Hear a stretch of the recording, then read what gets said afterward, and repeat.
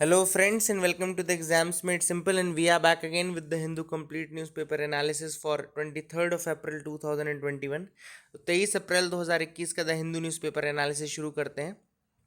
शुरू करने से पहले आपको बता दूं कि यूपीएससी प्रीलिम्स की करंट अफेयर्स रिवीजन सीरीज हमने चालू की है, जिसको अगर आप अभी भी ज्वाइन करना चाहते हैं, अगर आपको लगता है कि आपका करंट अफेयर्स वीक है तो आप ज्वाइन कर सकते हैं। लगभग 46-47 लेक्चर्स उसमें अपलोड किए जा चुके हैं and recently art and culture का करंट अफेयर्स अपलोड किया गया है। तो आप लोग जो भी ज्वाइन करना चाहते हैं आप ज्वाइन कर सकते हैं फ्रॉम द लिंक्स के अंदर डिस्क्रिप्शन कमेंट सेक्शन बिलो, नीचे लिंक दी है, आप वहाँ से ज्वाइन कर लीजिएगा। आज के सवाल देखते हैं जिनके जवाब आपको देने हैं। पहला सवाल है, which of the following countries share border with the Republic of Chad. तो रिपब्लिक ऑफ चैड से इनमें से कौन कौन सी कंट्रीज बॉर्डर शेयर करती हैं? Options are Libya, Sudan, Egypt, South Sudan. आपको बताना है इनमें से कौन कौन से चैड को टच करती हैं। Options are 1 and 2 only, 1 and 3 only, 2 and 4 only, या 1, 2, 3 and 4 ओनली। ठीक है ना। तो आपको बताना है इनमें से कौन कौन से कंट्रीज चैड को, रिपब्लिक ऑफ चैड को टच करती हैं। दूसरा सवाल है, which of the following is the purpose of ISRO's respond programme. ISRO के रिस्पॉन्ड प्रोग्राम का पर्पज इनमें से कौन सा है? Options are space telescope for atmospheric studies of exoplanets, academic infrastructure for Indian space programme, geospatial imagery to monitor the natural hazards and disaster, rover for sampling and analysis of the lunar soil.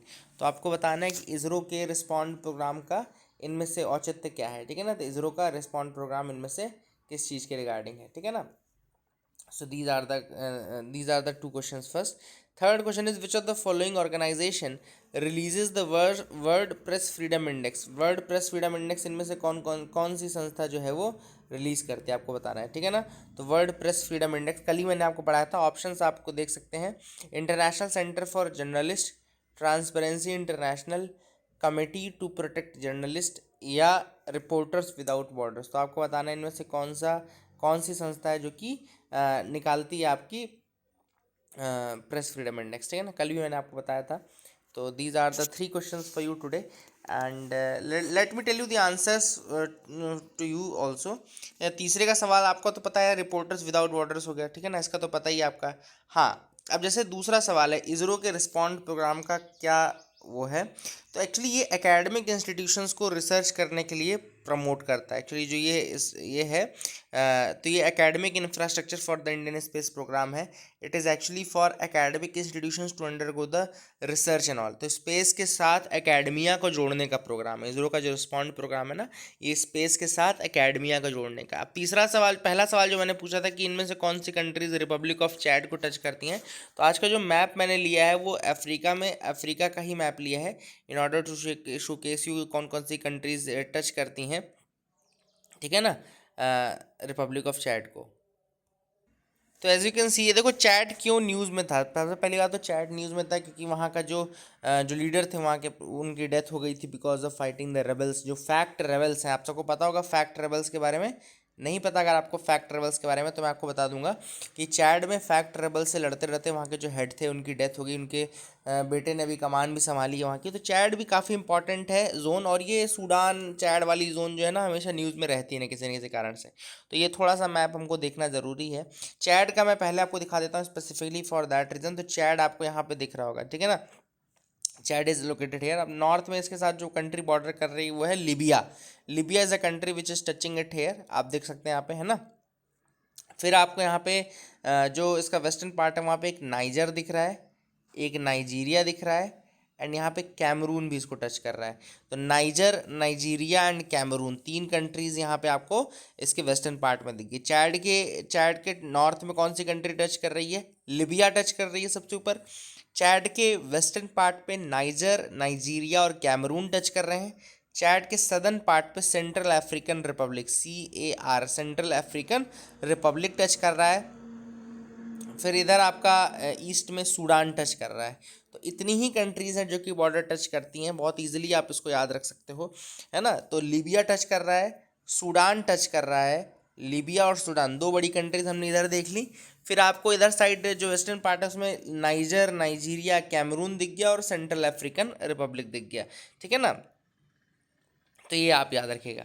जो इधर side आपको ये part दिख रहा है ना, मैं थोड़ा कुछ और चीज़ें ऐड कर देता हूँ इसमें, ज़रूर इसमें ऐड करना चाहूँगा। जैसे यहाँ पे आपको एरित्रिया दिख रहा होगा, जिबूती दिख रहा होगा, है ना, यहाँ पे सोमालिया दिख रहा होगा। तो ये वाला जो पार्ट रहता है आपका, ये कहलाता है हॉर्न ऑफ अफ्रीका, ठीक है ना। इसमें सीड 3 है, ठीक है ना।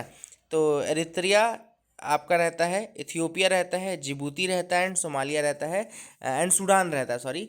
तो ये 4 कंट्रीज़ जो हैं, ये बेसिकली आपकी कंट्रीज़ कौन सी, सीड कंट्रीज़, यानी कि आपकी horn of Africa African countries कहलाती है, ठीक है ना। तो ये इसका शेप भी अगर आप देखेंगे तो ये हॉर्न की तरह एक शेप इसका रहता है, इस कारण से वो कहते हैं। सोमालिया की कैपिटल मोगादिशु है, आपको पता होना चाहिए। इसके ऊपर एक पूरी मूवी बन चुकी है, ब्लैक हॉक डाउन। अगर आपने नहीं देखी तो you can see that movie, that's a very very good movie.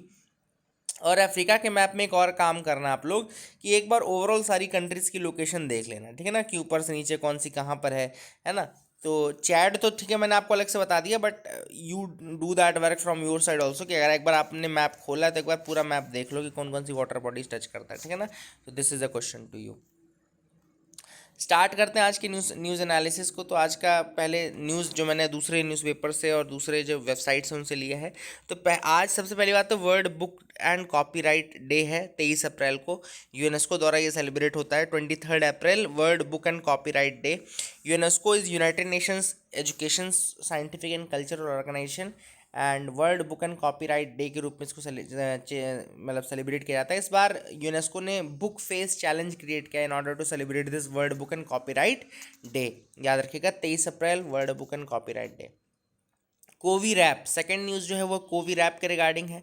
Covey rap क्या है, तो आईआईटी खड़गपुर ने एक कमर्शियलाइज किया है एक हेल्थ केयर प्रोडक्ट को। One health care product has been commercialised by the IIT Kharagpur. And CoviRap क्या है, एक डायग्नोस्टिक टेक्नोलॉजी है। CoviRap is a diagnostic technology जो कि कोविड-19 के वायरस को डिटेक्ट करती है। कोविड-19 के साथ साथ ये influenza, dengue, malaria, tuberculosis, Japanese encephalitis, इनको भी कहना चाहिए कि इनको भी ये पता लगा सकती है, डायग्नोस कर सकती है। तीसरा जो है, the perseverance rover of Mars 2020 mission of NASA recently converted carbon dioxide into oxygen. अब क्या हुआ है, परसीवरेंस मिशन जो है, परसीवरेंस रोवर जो है मार्स पे गया है, 2020 मिशन है नासा का। इसने वहाँ पे कार्बन डाइऑक्साइड को ऑक्सीजन में कन्वर्ट किया। अब ये पहली बार ऐसा हुआ कि दूसरे किसी प्लैनेट में कार्बन डाइऑक्साइड को ऑक्सीजन में कन्वर्ट किया गया हो। और ये जो कन्वर्जन था ये किसके कारण पॉसिबल हो पाया, it was possible because of Moxie के कारण पॉसिबल हो पाया। मॉक्सी नाम का एक डिवाइस है जो कि यह है, it's an instrument that is placed in the front side of the rover. ये परसीवरेंस रोवर के फ्रंट साइड में मॉक्सी रखा हुआ है। मॉक्सी क्या है, Mars oxygen in situ resource utilization experiment. MOXIE का फुल फॉर्म क्या है, मार्स ऑक्सीजन, ये देखिए याद रखिएगा, Mars oxygen, okay let me open that, Mars oxygen in situ resource utilization experiment, ठीक है। तो इसको आप याद रखिएगा, this is the thing which is very very important. MOXIE अगर आपसे कोई पूछे तो Perseverance rover, Mars oxygen in situ resource utilization experiment, ठीक है ना, इसको याद रखिएगा। अगला है, the International Energy Agency recently released the Global Energy Review report. तो अब एक ग्लोबल एनर्जी रिव्यू रिपोर्ट करके निकलती है। इसको कौन निकाल रहा है, इंटरनेशनल एनर्जी एजेंसी इसको निकाल रही है। इंटरनेशनल एनर्जी एजेंसी इसको निकालती है। ग्लोबल एनर्जी रिव्यू याद रखिएगा, ग्लोबल एनर्जी रिव्यू कौन निकालता है, इंटरनेशनल एनर्जी एजेंसी निकालती है। सो इस रिपोर्ट के अकॉर्डिंग कार्बन डाइऑक्साइड एमिशन जो है इंडिया में, it is to be 1.4% higher than the levels recorded in 2019। India में जो कार्बन डाइऑक्साइड का एमिशन लेवल है ये 1.4% ज़्यादा रहे हैं फ्रॉम द 2019 लेवल। इसके साथ ही कोल फायर्ड जो पावर जनरेशन रहा है वो इंक्रीज हुआ है by 3 times higher than the increase in generation from the renewable. तो रिन्यूएबल का जितना बड़ा है उससे 3 गुना ज़्यादा कोल पावर्ड बड़ा है, ठीक है ना, electricity production. And the coal demand is expected to increase by another 9% in the coming times. तो 9% से और कोल डिमांड बढ़ने वाली है। अगली जो न्यूज़ है वो है, the world economic forum recently release the Global energy transition index. तो वर्ल्ड इकोनॉमिक फोरम जो है वो रिसेंटली क्या रिलीज करने वाली है, global energy transition index. And this index was prepared in collaboration with the Accenture. ये जो इंडेक्स बना है ये बना है in collaboration with the Accenture. और इसमें basically global world economic forum ने रिलीज़ किया, याद रखिए, ग्लोबल एनर्जी ट्रांजिशन इंडेक्स। अगर आपको ये याद रखना है ना कि ग्लोबल एनर्जी ट्रांजिशन इंडेक्स कौन निकालता है, वर्ल्ड इकोनॉमिक फोरम निकालता है। तो इसमें रिपोर्ट में जो है स्वीडन आपके फर्स्ट प्लेस पे रही है। और है ना, मैं एक बार फिर से देख लेता हूँ कि इसमें अगर आप देखो तो ओके, स्वीडन रैंक फर्स्ट, बिल्कुल सही बात है, स्वीडन फर्स्ट रैंक पे रही है। एंड उसके बाद नॉर्वे सेकंड रैंक पे, फिर डेनमार्क थर्ड रैंक पे। इंडिया की अगर आप रैंक पूछेंगे तो इंडिया 87th पोजीशन पे रही है वर्ल्ड एनर्जी ट्रांजिशन इंडेक्स में। ग्लोबल एनर्जी ट्रांजिशन इंडेक्स में इंडिया 87th पोजीशन पे है, चाइना 68th पोजीशन पे है। 115 कंट्रीज़ का ये परफॉर्मेंस इंडेक्स निकाला जाता है, और ये आपको बता देता हूँ मैं। अगली जो है, लीबिया में रेबल्स जो हैं, अब लीबियन रेबल्स, जो मैंने फैक्ट रेबल्स आपको बोले थे, तो फैक्ट रेबल्स वहाँ पर है जिन्होंने अटैक किया था चैड वाले पार्ट के। लीबिया बेस्ड रेबल्स हैं फैक्ट रेबल्स, और ये चैड में अटैक कर रहे थे। एंड इन फैक्ट रेबल्स का फुल फॉर्म क्या है, Front for Change and Concord in Chad, याद रखिएगा, Front for Change and Concord in Chad, याद रखिएगा, this is the thing. And 20 April 2021 को President of Chad Idriss Deby he died of the injuries after fighting against these rebels. ठीक है ना, fact rebels 2016 में बने थे, लिबिया बेस्ड ग्रुप है ये। एंड ये चैड में अटैक कर रहा है, FACT Front for Change and Concord in Chad. और 20 अप्रैल 2021 को जो प्रेसिडेंट हैं चैड के, Idriss Deby, he died of the injuries after fighting against these rebels. तो ये भी आपको न्यूज़ पता होनी चाहिए थी। I hope you got clarity regarding the same. And आगे मूव करते हैं। अब आगे आपको दिख रहा होगा, we expect national plan from centre on oxygen and drugs. तो सुप्रीम कोर्ट ने ये उम्मीद जताई है कि इतनी जब कमी हो रही है ड्रग्स की, इतनी जब कमी हो रही है ऑक्सीजन की, तो centre will surely come up with a national plan to deal with the proper distribution of oxygen and essential drugs for the patients. मतलब कि एसेंशियल ड्रग्स और ऑक्सीजन दोनों ही अच्छे से डिस्ट्रीब्यूट हो सके लोगों तक, इसके लिए एक सेंटर जो है एक पॉलिसी लेकर के आएगा। This is what the supreme court has said. आगे देखते हैं धीरे धीरे और क्या इंपॉर्टेंट न्यूज़। कोविड का देखो इतना ज़्यादा प्रकोप है कि अब न्यूज़ तो बहुत ज़्यादा इंपॉर्टेंट देखो मिल ही नहीं पाएगी। कहीं वैक्सीन शॉर्टेज की न्यूज़ आएगी, कहीं कुछ भी न्यूज़ आएगी, ठीक है ना।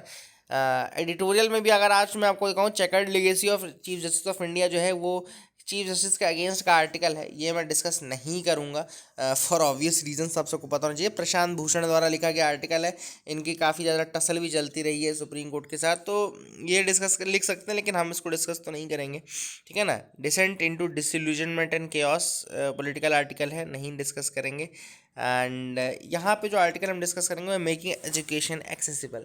अब इस आर्टिकल में जो बात चल रही है वो ये चल रही है कि कोविड-19 के आने के बाद से दिक्कत ये आई है कि ज़्यादातर जो एजुकेशन है या तो वो हो ही नहीं रहा है, या फिर वो ऑनलाइन फॉर्म में या वीडियो कॉन्फ्रेंसिंग के फॉर्म में, इन सब फॉर्म्स में वो किया जा रहा है एजुकेशन को।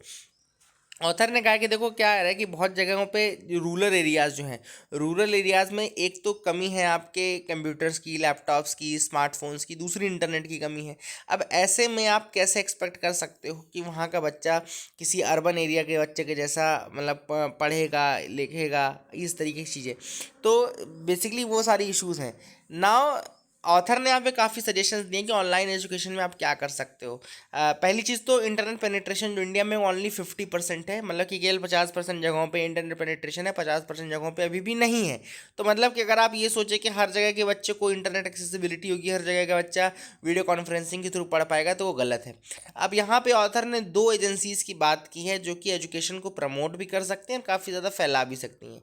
ये है सबसे पहले Prasar Bharati, India's broadcasting corporation handling, जो कि रेडियो को भी हैंडल कर रहा है और टेलीविज़न को भी हैंडल कर रहा है, ऑल इंडिया रेडियो, ठीक है ना, एंड दूरदर्शन।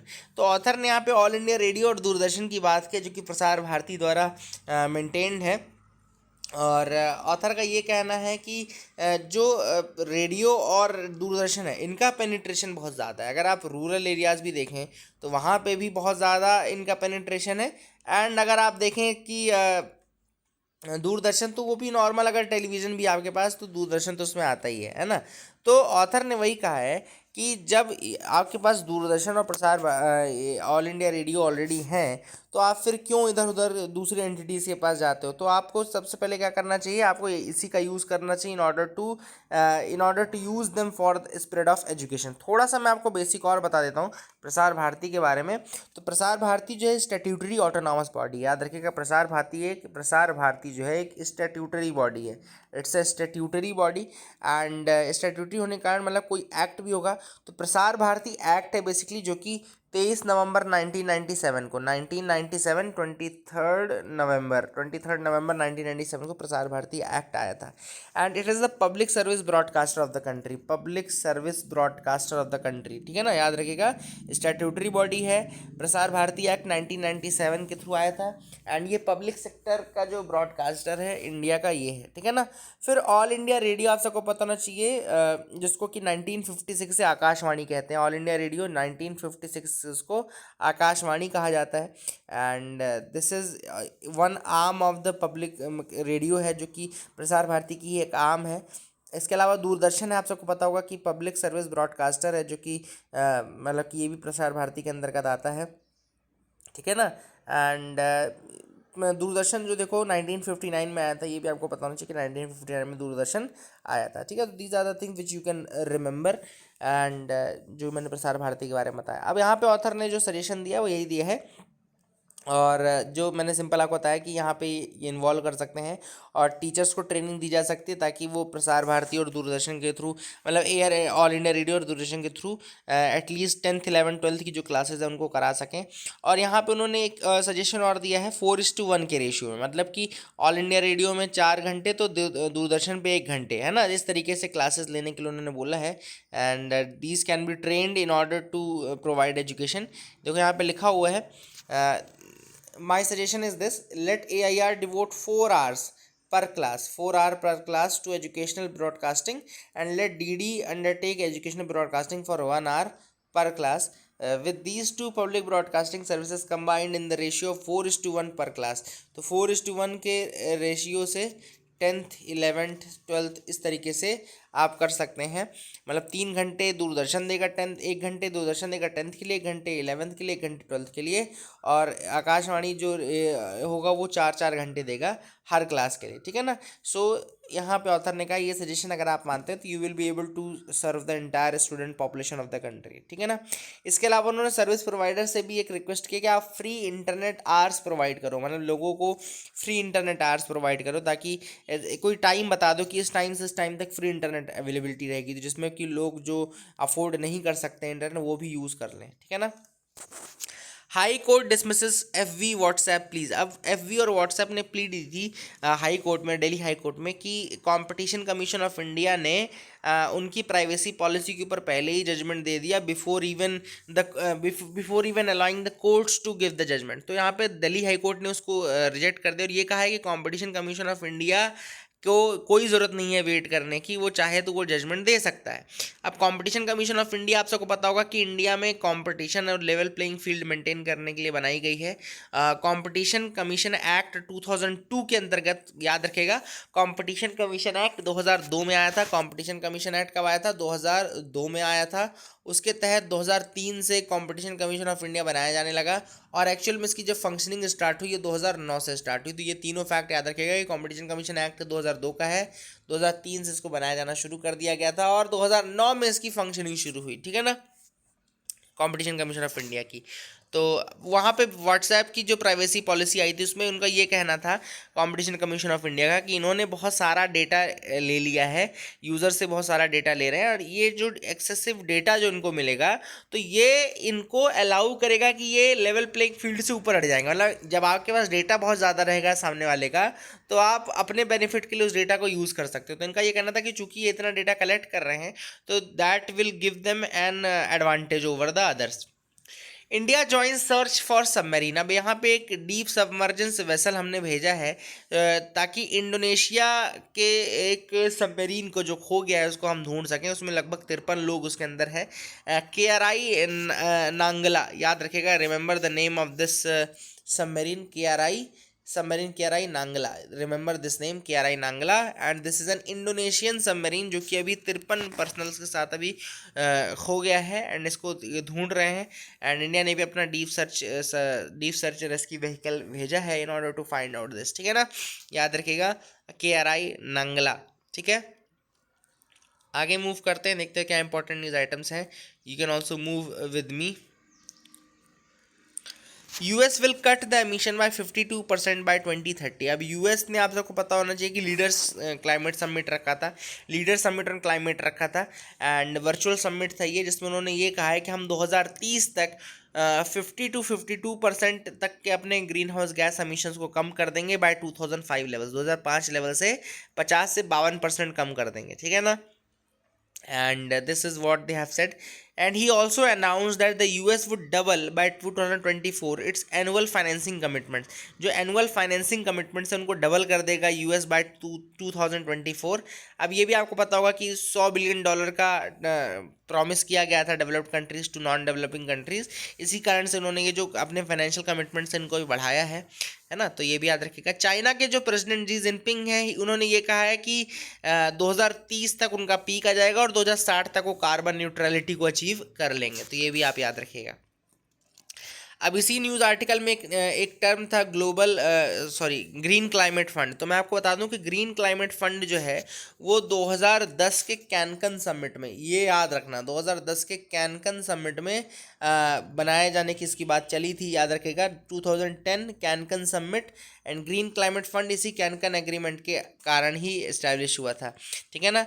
और पेरिस एग्रीमेंट के अंदर भी यही कहा गया था कि 2025 तक $100 billion per year shall be given to the developing countries from the developed countries, ठीक है ना, याद रखेगा। ग्रीन क्लाइमेट फंड के अलावा एक एडाप्टेशन फंड भी है जिसको कि क्योटो प्रोटोकॉल 2001 के अंतर्गत बनाया गया है, याद रखिएगा, क्योटो प्रोटोकॉल के अंतर्गत बनाया गया एडाप्टेशन फंड के लिए। तो ये क्लाइमेट एडाप्टेशन एंड रेजिलियंस के लिए बनाया गया है क्योटो प्रोटोकॉल 2001 के अंतर्गत। इसके साथ मोदी ने भी अनाउंस किया है दैट कि वो एक क्लाइमेट पार्टनरशिप बनाएंगे with the US, he will be establishing a climate partnership with the US. और ये क्लाइमेट पार्टनरशिप क्या करेगी, इन्होंने बोला है कि India US climate and clean energy agenda partnership बनाएंगे, India US climate and clean energy agenda 2030 partnership. इसका नाम क्या रखा है उन्होंने, इंडिया यूएस, ये देखो लिखा हुआ है, India US climate and clean energy agenda 2030 partnership, ठीक है ना। तो this is the name of the partnership. अब ये करेंगे क्या, ये बेसिकली करेंगे mobilise the finance and speed clean energy deployment, demonstrate and scale innovative clean technologies, फिर इंक्लूडिंग इंडस्ट्री, ट्रांसपोर्टेशन, पावर, हर फील्ड के लिए क्लीन एनर्जी टेक्नोलॉजी बनाएंगे, क्लीन एनर्जी का डिप्लॉयमेंट करेंगे, manage and adapt the risk of climate related impacts, climate के related impacts को manage करेंगे और उसको अडेप्ट करने की कोशिश करेंगे। The partnership will proceed along with 2 main tracks, 2 main tracks पे पार्टनरशिप बढ़ेगी, the strategic clean energy partnership and climate action and finance mobilisation dialogue. मतलब कि एक तो क्लीन एनर्जी पार्टनरशिप और दूसरा क्लाइमेट एक्शन और फाइनेंस मोबिलाइजेशन, इन दोनों के फील्ड में काम करेगी बेसिकली। आगे देखते हो क्या इंपॉर्टेंट है। तो that is it for the day friends, I hope you like the video, please do like and subscribe, keep loving us, keep sharing us, thank you and have a nice day.